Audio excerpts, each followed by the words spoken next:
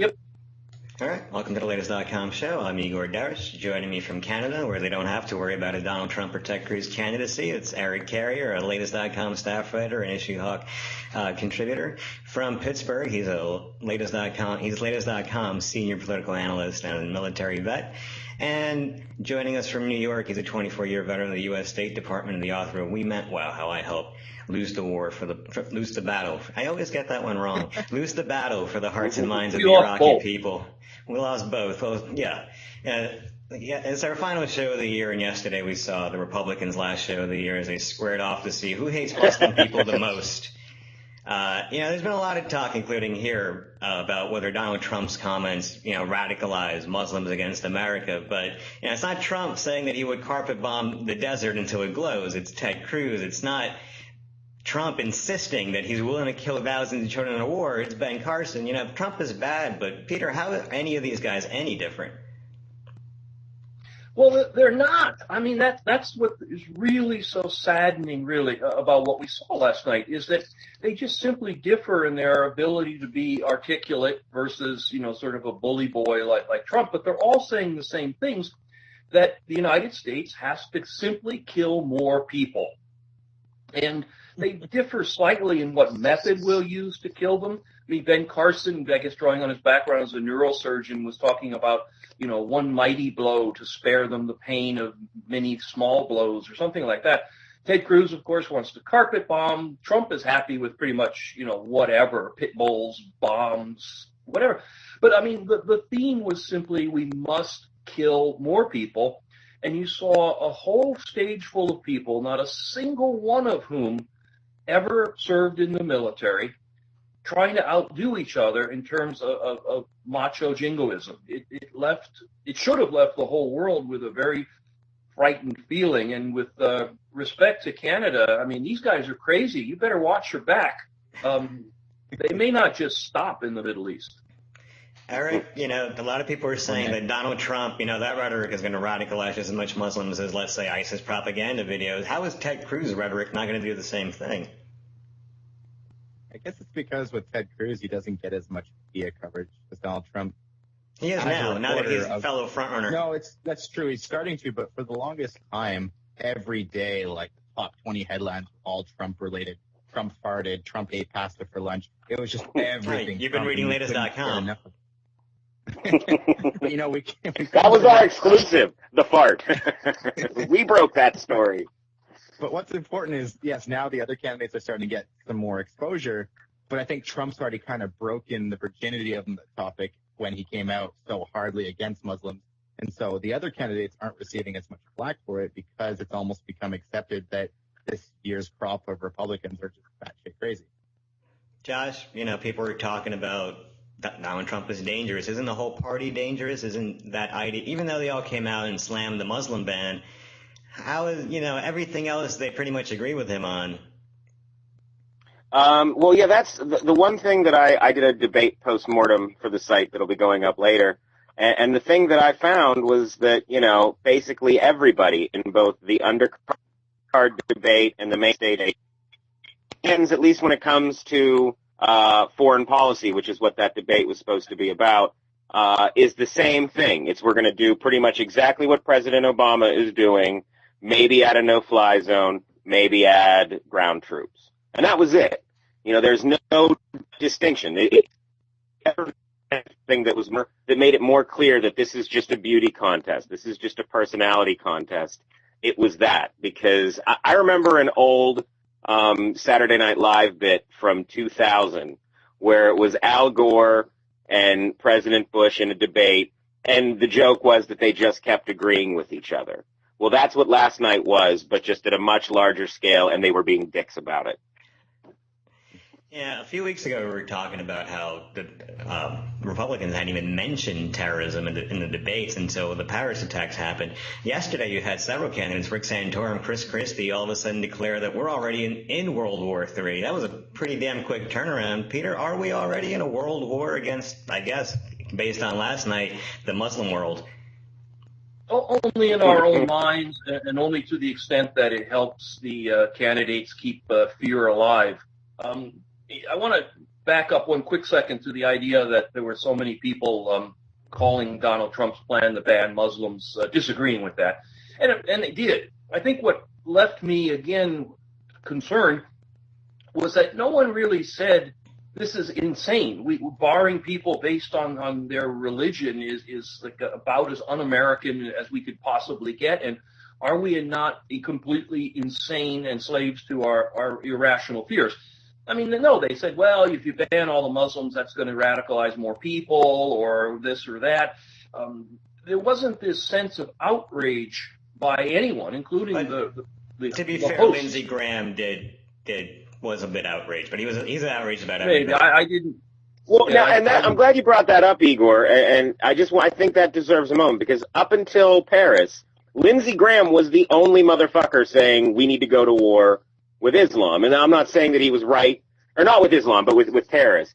And I think that's weird that the guy who was the biggest hawk 6 weeks ago, 2 months ago, was the one who most passionately defended the idea of, it not being about Islam in a bigger picture. He apologized to the Muslim world for Donald Trump. I hope to God they didn't hear anything else he or anyone else said after that. But still, I thought that was just an impressive moment. And Lindsey Graham, only veteran in the race. Fair enough. But back to World War III, and of course not. This is part of the problem, is how these things get overblown in what passes for political discourse here in the United States. During the summer, there was a poll done about what Americans were most afraid of, and I think terrorism was down around number 3 on the list. Climate change, gun shootings, the usual mass shooting stuff, whatever. And of course now, overwhelmingly, the polls show that what Americans are afraid of terrorism. We saw that played out in its absurd form just the other day when the Los Angeles City school system sent 900,000 kids home based on a silly bomb threat hoax. We're fearful, and this fear causes us to exaggerate the threats into World War III. The idea, we've all talked about this over and over. I mean, statistically, the chances of being killed by a terrorist are the same as being killed by lightning, on and on and on and on and on. It is a problem, and it is not something to just kind of laugh off, but it is not World War III, and it should not be the dominant emotion that governs a country that insists in its national song that we're the home of the brave. We're not acting that way, and we should. Well, Eric, we have the U.S. and most of Europe already involved in Iraq and now Syria. You have dozens of Arabic and Muslim countries that are now forming a coalition of some sort. And in any case, they're involved in an armed conflict. Why isn't this a world war? Because typically, I guess the definition of world war. We lost Peter. Because Peter.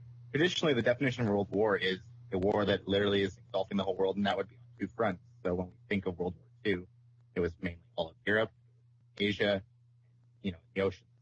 This one is more or less mitigated to the Middle East. While there are terrorist attacks taking place in Paris or other locations, there's not a constant battle going on somewhere else. Everything is contained. Josh, Josh, it is all of Europe involved, basically. It is all of the Middle East involved, more or less. Doesn't that meet Eric's criteria for a world war? There has to be fighting on 2 fronts. Yeah. Well, here's the thing. It's not a war just because it's not a world war like we think of world wars, of the 2 ones from history. Because, one, there's no sort of state, legitimate state that we would be fighting against. There's an Islamic State, but that is it's a death cult. It's like saying that the Branch Davidians were a major religious group worthy of their conflict that they had with the government. I don't think that, and I think that because of the very goal is to start a world war, that if we go about giving them that, it's only making things worse. And I don't know what the solution is. Like, I don't know what I would have liked to have heard a Republican or Democrat say about how we can't go to war with them because it's what they want, and so this is what we're going to do. And that's why I feel like it's tragic that it was just chest thumping and saying that Obama and Hillary can't keep us safe, because we really need a legitimate opposition party, someone that has a different idea than what's being done by the administration. And that's not what we're getting. We're going to do the same thing, but we're going to be fucking harder about it, and we're going to call it Islamic terrorism. Let me, and it just, in your point, though, you were talking about how the Republicans constantly say that they fail to keep us safe.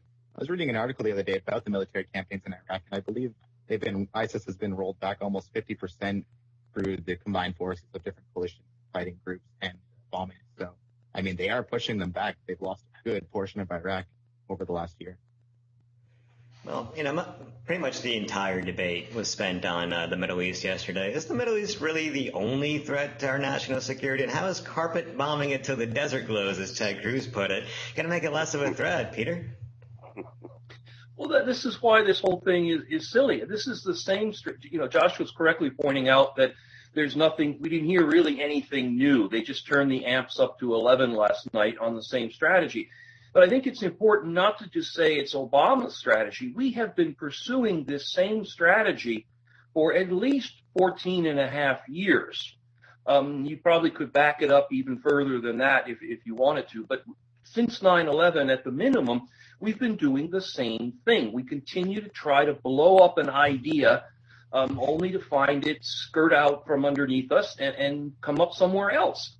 The solution, if we can use that term, I prefer the term resolution, something that will sort of bring the current phase to some kind of a conclusion. It is really to allow the forces that are at loose in the Middle East now to come to their natural conclusions, and that is to realign the borders, which were artificially drawn at the end of World War II anyway, to realign the borders with their modern realities, the tribal, religious, geopolitical realities of where people see the natural lines between themselves and the others out there.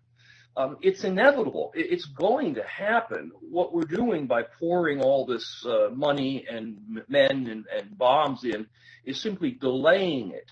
And we're delaying it at tremendous cost, and we're on the sidelines inflaming a whole nother process, which is international terrorism. If you had a Sunni state, then you would have a Sunni state, and ISIS would have little reason to need to try to pull in the rest of the world into their own little cesspool there. Certainly the Kurds, certainly the Shias would be a little bit out of the game. These would not be pleasant states. These would not be places where Americans would go for spring break, and there would still be adversarial relationships. However, we know how to deal with that. We've dealt with that since, practically the Neanderthal era. People who we don't like, we find a way to get along with them, or we isolate them, or what have you. But simply saying we refuse to accept a religious state run by Sunnis because, I don't know, they all become terrorists or something, it is blocking us. It's keeping us from seeing where the path that we need to travel is.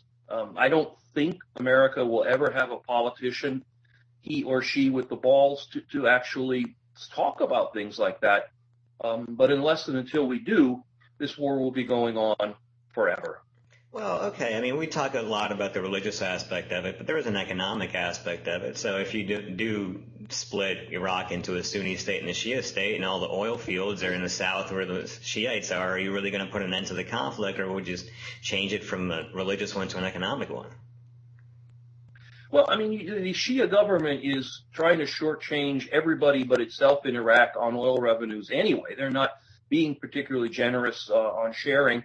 Well, that's already one of the reasons that this whole conflict began. Understood. if you can reduce what's going on in the Middle East right now to an economic problem limited to oil sharing revenues, that's a problem that you can tackle. That's a problem that there's a way to resolve. That can be negotiated. That's simply a money problem. Considering how we've spent, $3 trillion on the war in Iraq, previous war in Iraq, geez, we just could have paid for it at that point. Really, if that's what it comes down to, that is a solvable problem. Trying to keep a force with such that is believed in so strongly by so many people in that part of the world capped up simply is not working. We have 14 years of test bed on this one. The beta testing is over. We know it doesn't work. You can keep plugging away at it, but like I said, it'll just go on and on forever. Josh, your video isn't working. Moving on from Iraq to Syria, there was a lot of talk about overthrowing Assad yesterday. And the one thing that struck me was Ben Carson said no one was ever better off with dictators than without. I don't know. Isn't that bullshit? Weren't most people in Iraq and Libya better off with their dictator, Eric? Way to hand me the loaded question. Things seemed a lot more stable compared to how we view the Middle East today. I wouldn't say they were better off because the reporting of, killings of innocent people weren't as frequent as the different bombing campaigns. So I would argue that no, we're not necessarily better off today. It's just more in the forefront. Now we see it on an everyday basis. Josh, is stability better than a dictator, or is stability worth a dictator, or is freedom more important than anything?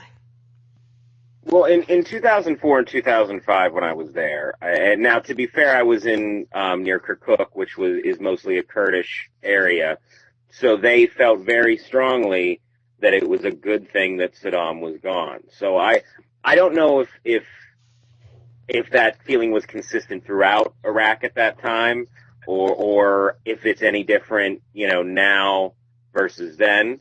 But I do think that was one sort of area where they were almost talking like adults, because it would be nice to arm Syrian rebels like John McCain wants to do and usher in a democratic Syria. It's never going to happen, but that would be nice. So you do have to make a decision in terms of geopolitically dealing with the world, of dealing with unsavory people.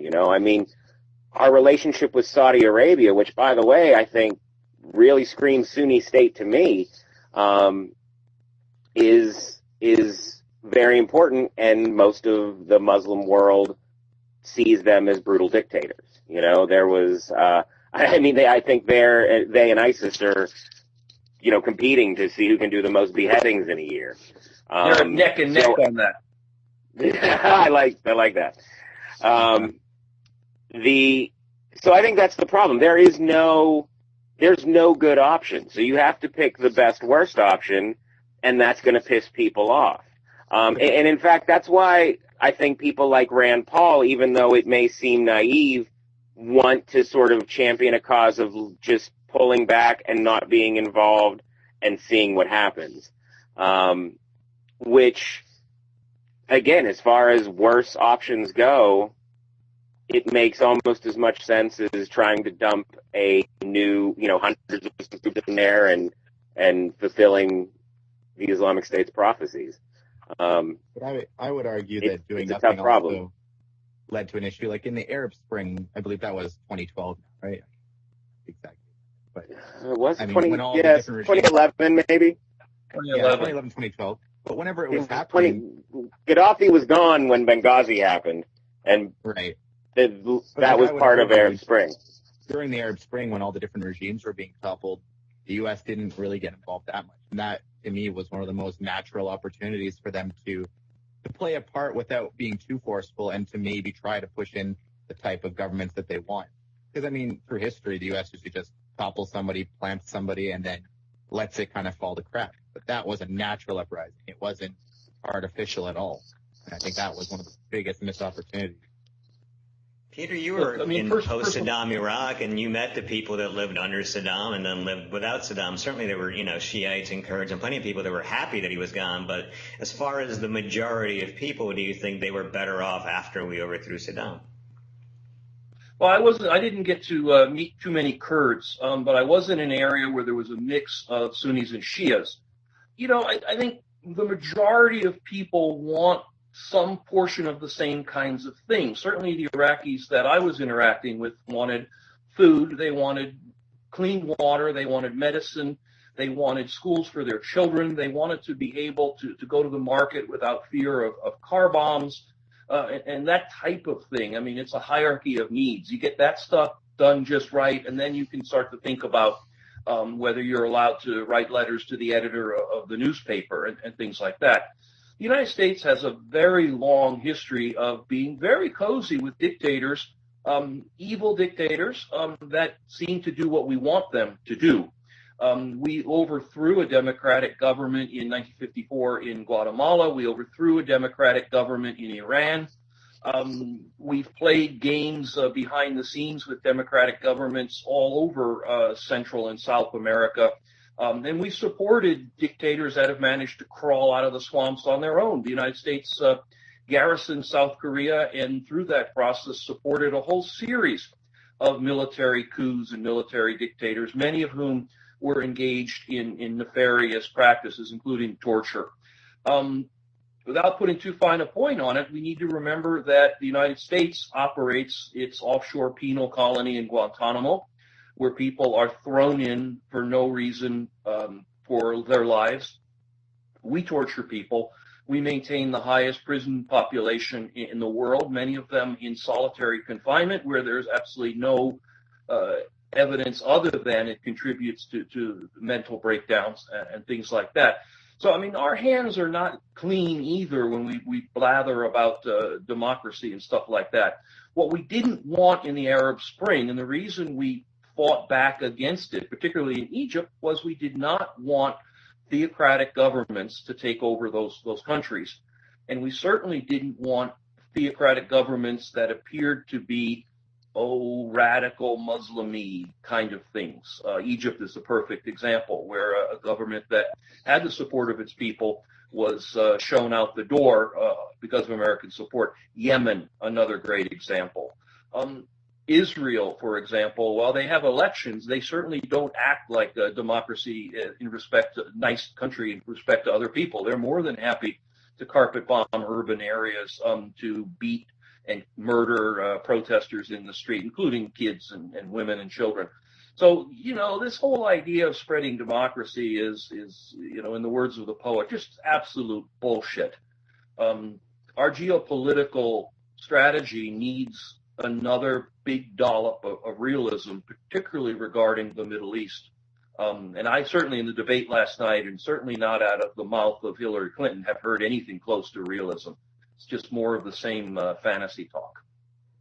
Well, Eric, all that having been said, originally the U.S. wanted to push for an overthrow of Assad, and then they just kind of backed off and armed one of the rebel groups that's in there that wants to overthrow Assad. And now it seems like they're just going to passively watch it and try to just go after the Islamic State. Should the U.S. actively push to support the groups that want to overthrow Assad, or should we do what Russia's basically doing and make sure he stays the hell in there? I'm trying to think on this one because, I mean, both stances have, logical arguments to them. I think if we look at history, it's been a disaster so far every time we have supported the regime. When we put the right ones in place, well, what we call right, they either collapse or devolve into something worse. But then the same argument, if we leave it to its own devices, then sometimes we have crazy other states rise up, like ISIS or dictators, which then it almost seems like causes this endless cycle where we have to intervene and back off. To be honest, Igor, I can't give you an answer for how we can solve the issue of these dictators. I don't think there is one. I think everybody tries to play it off like they have the magic answer to the fit. Josh, what do you think our role specifically in Syria right now should be as it refers to Assad? With Assad, It is an awful question, and I definitely think that since Putin has declared himself Team Assad, Really I ties our think hands, yeah. again, yeah, we're kind of now we have to be like, all right, well, I guess he's got to be gone. And to be fair, you know, President Obama, back when they were first talking about it, and with Assad using chemical weapons, um, it was surprising that they're like, we're certain he's used chemical weapons, and no one in the world cared, to include the United States. And so I think that it sends a very strange message, especially considering that the Iraq War was precipitated on the threat of mass. Here you have a dictator who uses them, and somehow we're not sure he should go. And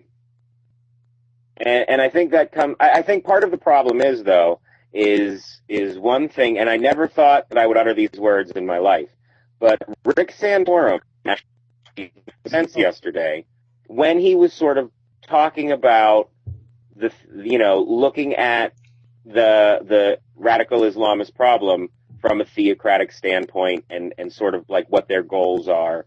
And essentially what I think that does is it scratches the surface of understanding your enemy, and that's what we need to do. We need to know that, correct me if I'm wrong, Peter, if this wasn't your experience, but, we think that by setting up a good government, that'll fix the problem. But the Iraqi culture that I experienced, they expect the authorities and the government to be corrupt, and they expect it to let them down. And there's sort of a trade-off there. Like, they're willing to bribe people as long as the stuff gets done. In fact, it's almost required. So I think that, the cultural differences sort of preclude a way for people on the outside of that culture to even come up with a strategy. We need to have educated expatriates from those different countries, moderates from within the country, willing to come to some kind of coalition like the one Saudi Arabia announced that is more Muslim-oriented, because I think the reason we're at this junction right here, like Peter mentioned and we've talked about, is that since World War II, people who haven't lived there have tried to dictate how these people live. And that hasn't worked. We need something new. Well, Peter, that's a great point. On the one hand, it obviously affects our security. On the other hand, anytime we meddle in other people's business, it always backfires on us. So, yeah, if you want to talk about security, please tell me exactly what we've gotten out of that through our actions over the last 14 years, because clearly the majority of American people don't think we're more secure or more safe. So that's kind of a big question right there. The underlying question, and every time I watch CNN, the hairs on the back of my head just stand up in righteous anger when I keep hearing what should we do about it? Well, why do we have to do anything about it? Who's in charge of a pissant country like Syria? Why does that matter to the United States? Or pick another one, or any of them. Why is this an American issue at all? It used to be, in theory, all about oil. We have to have all the oil from the Middle East. You don't hear that much anymore, but there's still that. And that is just silliness. The oil has to go somewhere. They can't eat it. They've got to sell it somewhere, and they're very happy to sell it to whomever wants it. The Iranians, for years, would have loved to sell us their oil. And the oil was always going to keep flowing out of the Middle East when they needed to make money. That's all they've got to buy or sell. And so it doesn't really matter who's in charge of these governments. I don't know that we can point to too many governments in the Middle East that aren't some form of dictatorship. We dress it up with a pretty word like monarchy. But this is not our issue. America has to sort of decide what truly does matter for our security. And I think the answer is a whole hell of a lot less than we pretend is our problem to solve. Climate change, we might want to do something about that. That's a global problem. Facilitating greater trade among nations, that seems like a good one. Making sure that nuclear power plants are safe so that Japanese radiation clouds don't keep flying over Seattle. That seems like something worth doing for our safety and security. Never mind clearing up the problems here at home, though obviously we're talking about foreign policy here.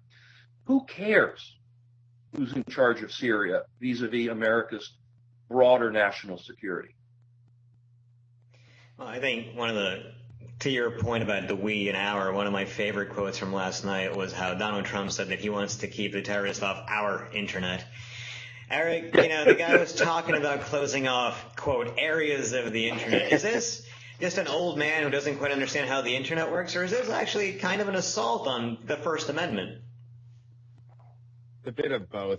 You can tell he has no idea how networking is, how you can't just close off sections of the internet.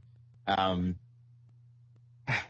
want to see the good in people, but when people make such uneducated comments about something that's so important to humanity, and I'm not trying to play it up as a guy who likes technology, but I mean the internet, what it provides to humanity it's a huge service for knowledge, good. But to hear comments like that, it makes you sit there and want to bang your head in the wall, because a person like this could get elected in theory. I hope not, but in theory. And if he does, and suddenly he's walking up to people's houses with scissors and cutting off their internet. I don't know if that's how he imagines it. I don't really know how Trump will visualize cutting off the internet, but it's ridiculous. It's not possible. It wasn't the first time he said it. In fact, they asked him about the first time he said it yesterday at the debate. Josh, I imagine his policy advisors went to him and said, hey, you can't do that, but I guess they didn't. So is this an old man who doesn't quite get it, or is he really serious about this? And he kind of scoffed off at the issues of the First Amendment. That's not really something you'd expect from a presidential candidate, especially a Republican. Well, I think he's bullshitting. I think that's what it is. I think it's just him trying to talk the toughest and not having sort of the knowledge, as like Eric said, to be able to say it effectively. Like if he, to hear him talk about, certain things that he has firsthand experience with, he does actually sometimes mention specifics. But in this case, it was just chest thumping. He made an offhanded comment, and because he can't ever go back or clarify, he had to double down. And so he said he was going to, cut off the court. And he's like, I remember one of the things he said is, I'm not just going to cut off the internet, we're going to penetrate them. And it's nonsense. It's nonsense talk from a man who has no idea how to handle a problem like ISIS, but can't stop winning. And there was a lot of stupid. What, Eric? One of the comments he made previously, too, I think it was in the last time he was talking about this, was he said that he would call up Bill Gates and figure out how he did say that. The internet. And if you know anything about technology, Bill Gates, creator of Microsoft, whatever, he has nothing to do with the internet. He's not the inventor. Literally nothing. He just uses it. He's so irrelevant to that entire discussion. And it just shows. That's why I think that he does believe that it's doable, but he just has no idea how. I mean, the closest thing you can say to cutting off the internet would be what China has with the Great Firewall, but even that has people easily access Facebook, even though it's technically blocked. So you can't cut it off. If people want it, they'll find it. 100%. Peter, did you want to jump in? Yeah, tagging along on some of this, especially about talking about the First Amendment, it's worth reviewing the number of sort of anti-constitutional statements that slithered out of last night. Donald Trump, for people who are going to, one of those people may in fact put his or her hand on a Bible and swear to defend the Constitution. Well, Donald Trump doesn't really like the First Amendment part of the Constitution, and he's willing to the extent that he understands it's possible, cut off the internet and stomp on people's free speech because he likes that. You got a debate going between Cruz and I think it was it Rubio or someone about whether the NSA can still tap 100%, or less than 100% of the communications, which is the Fourth Amendment getting flushed down the toilet. And by the way, Ted Cruz, there's concerns that he may have revealed classified information by saying Carly it's 100%. too. Carly Fiorina too. Remember, because she bragged about helping fight terror by letting the NSA take her property. I didn't get that story, and it was a little vague. But the idea is that, well, to hell with the Fourth Amendment. But I think then the most egregious part of, like, why do we care about the Constitution was Chris Christie, who was mocking his colleagues and who were in the people on the stage who were in the Senate for just standing around talking about bills and legislature and that kind of thing while Chris was out there, doing whatever he did as prosecutor. Well, I think he was the prosecutor that knocked terrorists out. Yeah. I think that's the impression I got. Yeah, but I mean, he basically was saying, all you guys are senators who go to Congress and talk. Well, that's sort of what legislative government involves. I mean, they don't often step out of the Capitol building, crank off a few rounds at terrorists in the area and then go back in and continue the debates. These are. Well, all I know is I'm glad that, he's right. The Senate is nothing like a courtroom where, the Senate's just a place where people come and make arguments and the people's fates are decided there. I court at all. But that's sort of what government does. It can be imperfect, but to condemn the system, as he seemed to be doing, I just was very concerned about the number of irrational, anti-constitutional statements that were being made there. Inflaming people in very much the wrong direction, convincing them their rights aren't that important, and that their legislative government is just a bunch of windbags. Yeah, there's truth in that. But for a potential president to stand up and say that, what is going wrong with us? And for none of the so-called journalists who were moderating the events to kind of poke at any of those issues, I didn't think I could have a lower opinion of Wolf Blitzer, but in fact I did. Yeah, it's pretty terrifying. But regardless of what they were talking about last night, which is basically just bombing the crap out of the Middle East, the two terrorist attacks that have brought this all up again, even though it was buried for a while, was the Paris attack, which was executed by native Europeans, whether they're Muslim or not. They were born there. You have the San Bernardino attack they kept referring to, which, at least one of those people was American. And mind you, no mention of, let's say, the Planned Parenthood shooter or any of the other politically motivated shooters. It's only Muslim terrorism. But terrorism, at the end of the day, is, at least in some form, a threat. So, Josh, what do we do to combat the threat of terrorism? Oh, so you're giving me the easy one. Okay. Well, I think what, if short of, actually figuring out how to use the Force and establishing a Jedi Order, I think that what we would really need to do is we need to start talking about talking about this stuff in a serious way. Like, all right, the fun and games are over. People need to talk. Like, for example, Donald Trump yesterday defended his position of killing terrorist families, like the families of accused terrorists. And no one, to include Dana Bash, Hugh Hewitt, and Wolf Blitzer,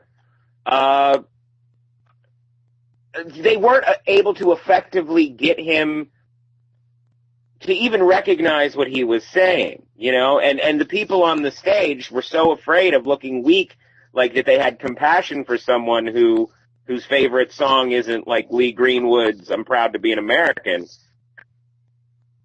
There's no sort of rational debate happening. So the Democrats can say basically anything, give no clear indication of what their actual plans might be, and if someone like Cruz or Trump is the nominee, is going to fail, and there will have been no significant national discussion about this. And the one thing that I thought was telling is that for all the talk of war last night, only John Kasich, and just as a desperate mentioned veterans and the burden of the military and how we could barely fight the wars we have going on, let alone starting all these new wars. And, no one is willing to press these candidates to say real things about that. And instead they're content to let it be the we're going to bomb them show, and then let the Democrats say climate change is the worst problem. And we're left wondering which one's least likely to blow up this whole crazy experiment we call America. Well, Peter, given that most of the recent terrorist attacks, Islamic and otherwise, have been executed by homegrown terrorists here and in Europe, isn't there a better approach that we can take than bombing a country thousands of miles away? Absolutely. We've already clearly established that the number of Americans who are killed or injured by terrorists is tiny. It is very, very small compared to the other dangers that we face in a modern life. I mean, up until including being run over by buses.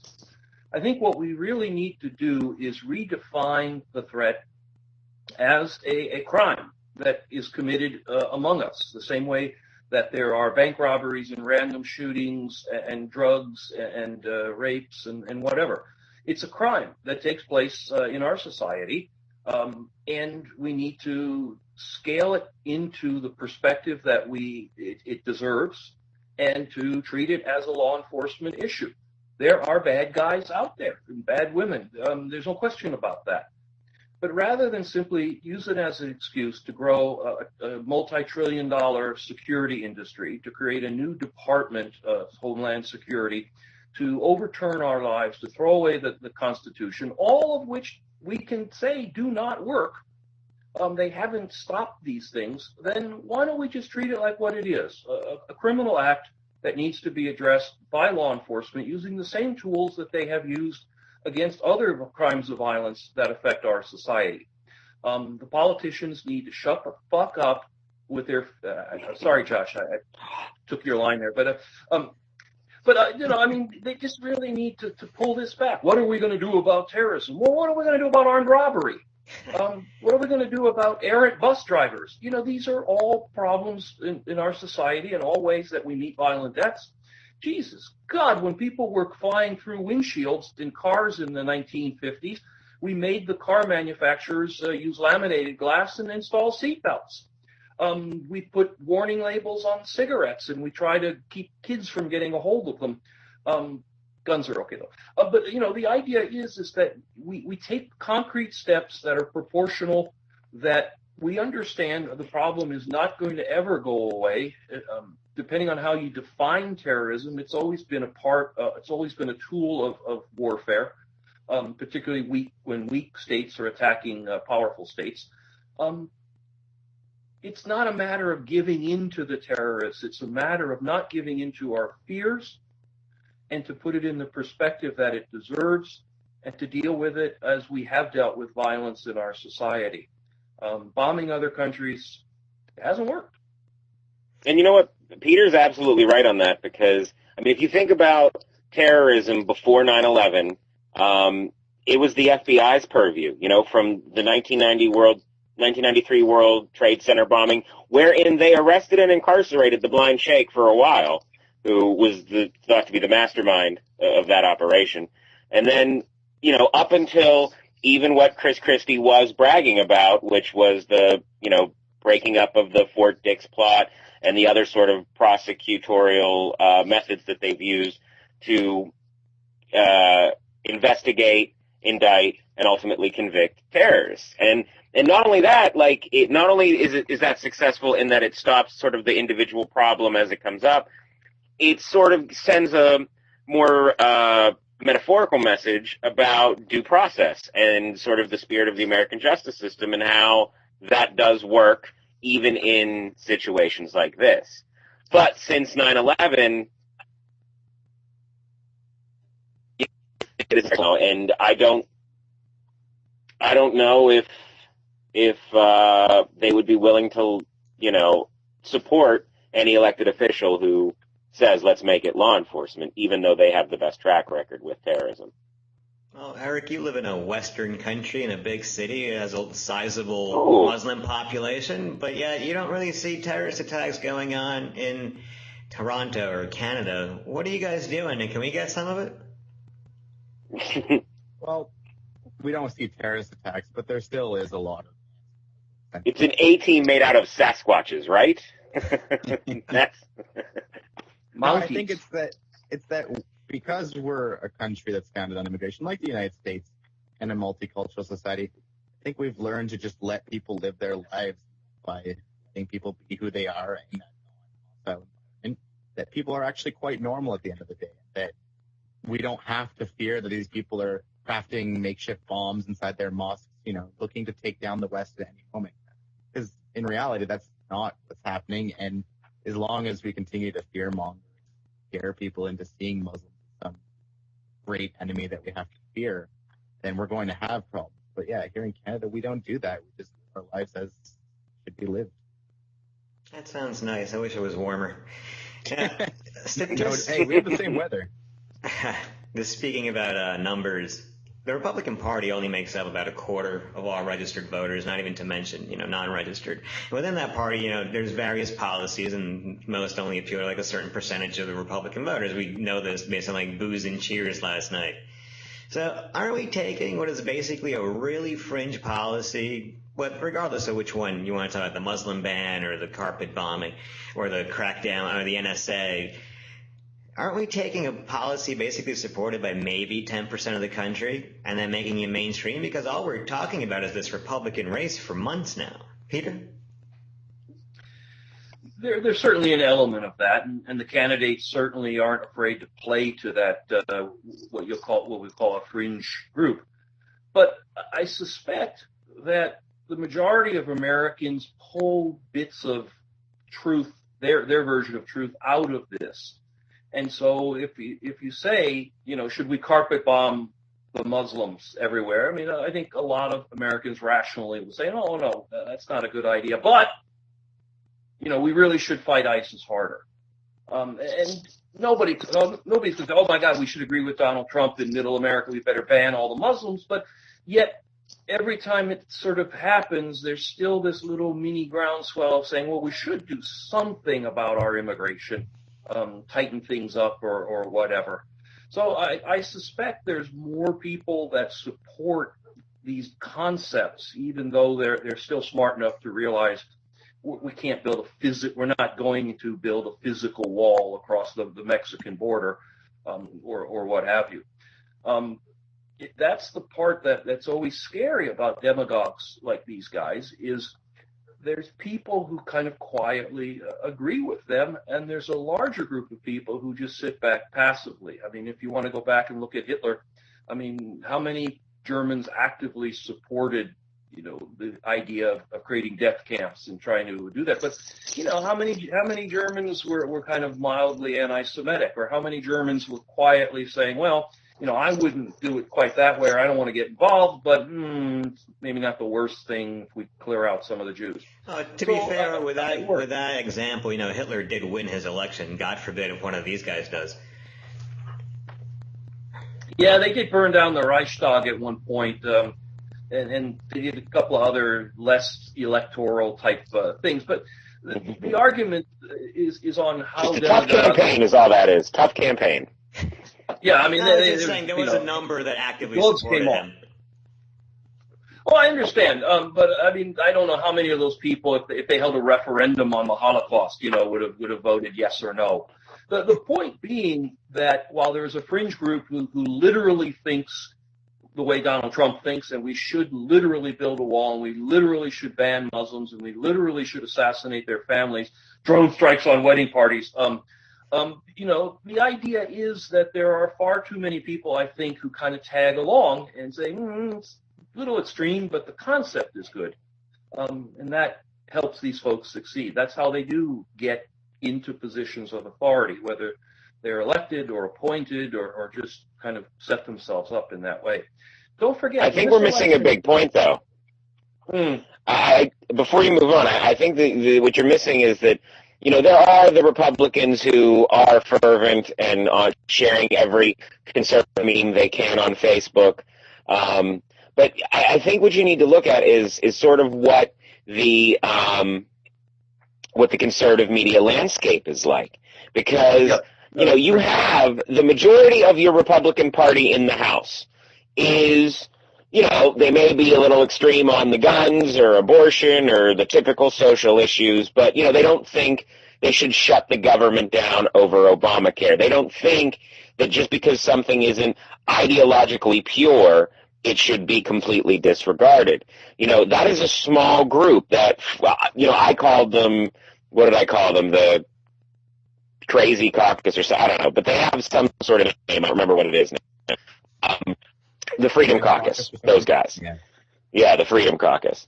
But those guys are a small group, but they've hijacked the entire narrative of the Republican Party. And the reason that they have is because most of the conservative talk radio guys, your conservative blogs, and even to Bill O'Reilly and Sean Hannity on Fox News, which is more establishment, but still pitches to that sort of paranoid demographic. That, the country needs to be taken back. And I think that's what they're seeing now is the monster is self-aware. It is now sentient, and they cannot control it anymore. And that is why we have Trump, and that is why we have Cruz, and that's why we have, Ben Carson, who wants to, send thousands of people into the Middle East, but please don't destroy the historic grain silos. It's that alone should have disqualified it. Think what William Buckley, George, what's his name? The guy, the father, Goldwater. They would have choked Ben Carson to death with their bare hands if he was the front runner saying shit like that, because the Republican Party was supposed to be the intellectual party 40 years ago, 50 years ago. Now they look at intelligence like they're afraid of it, like it's insulting. And so when someone like Rubio or Kasich or somebody says something sort of intellectual and measured, sounds a little gay to them. So they're going to go with the guy who would date his own daughter if she wasn't his daughter and he wasn't married. Who acts like a high school bully. Yeah, that's a good point. We all would kill baby Trump. I think we can agree on that. But or at least I would not fight 100 baby Trumps. I would not fight him. 100 baby-sized Trumps. Not going to do That's it. a terrifying visual. Yeah, but I think Josh's point about the right-wing media is very, very important, because this is the single element, I think, that separates today's fear-mongering demagogues from their forefathers, going all the way back to baby Hitler. Imagine someone like Hitler who had access to global media to amplify every statement that he made. Imagine his ability to radicalize others. And that's what this right-wing media is. Josh also correctly points out, I suspect Latest.com's readership skews a little left of center. Certainly, I don't think we have too many of the extreme right people.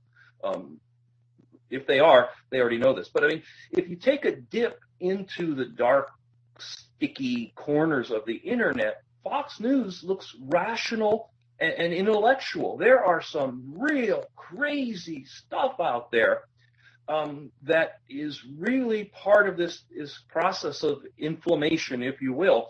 And there's a loop where those crazy people say the things that nobody else wants to say out loud, and then it kind of filters through the system to mid-level people like Alex Jones, who has the talk radio station. He's kind of current Rush Limbaugh for those older people. But then it ends up on Fox, where it's tidied up a little bit for a broader consumption. And I guess to and they do that. Some people are saying, and that's how they get around reporting the bullshit, because they're reporting on the conversation. But to go back and support my own statement earlier by agreeing with myself, I would say that is in fact allegorical to this idea that 10% of the Republican Party are completely insane right-wing nutcases. But I argued that there were people in the middle who sort of take bits and pieces out of that argument. I think the analogy is, or it may not even be an analogy, is there. I mean, you've got 10% of the conservative population who reads only the conspiracy websites and listens only to the most extreme talk radio. You've got a bigger group that listens to middle-of-the-road nutcases like Alex Jones, and then you've got a lot of people who get the same messages cleaned up for them by Fox News. And that is an amplification tool that manages the message very effectively for each sort of subgroup within the Republican sphere, and makes it very, very effective. The last point, and then I will take a short breath, is that none of those people we saw on the stage last night is going away. One of them will probably drag Hillary through the general election, but the rest of them are just going to hang around. They're going to head think tanks or go to conservative universities, or God help us, end up as commentators on Fox or elsewhere. Their ideas are not going to go away, even when they get kicked out of the primaries. I agree with both of you, and Josh made a really good point. You know, this is the monster that Fox News has created, to the point where it's basically now gone beyond what Fox News is comfortable with. And when you look at a debate last night, I mean, those people, sure, a couple of them you would call fringe Republicans, but as a whole, they represent the mainstream Republican Party. They are the nominees or whatever. Why was the debate even on CNN if this is the Republican Party today? Shouldn't these debates be on like Breitbart or Newsmax or the Daily Caller? ABC Radio hosted by Rush Limbaugh? Well, no, because then they would lose a little bit of credibility. By putting it on should. CNN, they can argue. No, they should be, of course, but by putting them on the left networks or whatever you call CNN, it shows that they're being asked questions from somebody who's quote-unquote unbiased in some sense, even though, bias still exists. So they're just doing the safe thing by saying at least they were against the person who's supposed to be hard on them. Because if it was Breitbart, you know that the questions would just be coddling the whole time. It would get a little crazier, but yeah, I guess that would be better for us then. Maybe they wouldn't get elected. Well, those are the people they're trying to appeal to, right, Josh? I mean, why even bother with this? They're not the majority, unfortunately. At least we hope. Well, now, again, this is the civil war for the Republican Party that we've been talking about since Obama was elected, and it's been quietly fought. The small size, like the smaller in numbers size, seems to be winning. If you look back at the way this race was supposed to go pre-Trump, you had Reince Priebus, or as Ben Carson calls him, Reince Pubis, coming out and saying that, we're going to, the Republican Party we're going to get younger. We're going to draw in Hispanics and other minorities, and we're going to be a big tent party. And Jeb Bush came out as the presumptive front runner, talking about immigration as an act of love and being very more toned down. And that is a winning strategy for a general election. But it can't happen because the primaries are this, dogfight of ideological purity. I mean, again, just 2 years ago, Eric Cantor, the second in line for the speakership, like he was going to be the speaker this year, was primaried out for an economics professor who, says God talks to him or whatever crazy shit he said that won him. But I mean, so they have to figure out how to campaign and do that in a way that can get the larger percentage of independents and moderate Republicans who don't typically vote in your primaries and your state and midterm elections. And I don't know how you do that. Well, actually, I do know how you do that. We saw how you do it. You make everybody fucking scared that World War III is at our feet. I mean, that's the thing that they think will bring us together. I thought it was abortion. When the Planned Parenthood stuff came out, I thought that was going to be the cause they'd try to rally around. But I think they're going back to the old standards. Terrorism and Democrats can't keep you safe. And that's why we saw the debate we saw last night. All right. Well, most people saw the debate last night. Probably no one will watch the Saturday Democratic debate, and that's kind of the problem. But we'll get back to this in 2016 and talk about it some more. Thank you guys for joining in the first few episodes of the Latest.com show. We'll see you next year. Keep reading Latest.com.